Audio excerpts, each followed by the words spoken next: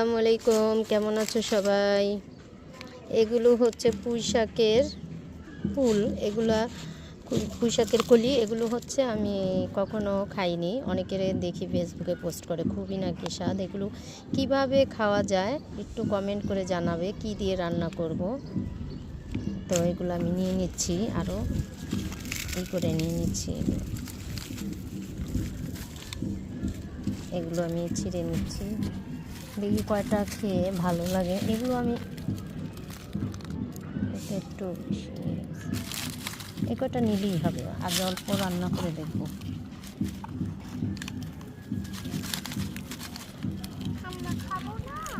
হ্যাঁ, তোমরাও খাবে, আমিও খাবো। এই কয়টা নিয়ে নিলাম, এই কয়টা আগে রান্না করি, দেখি কেমন হয়।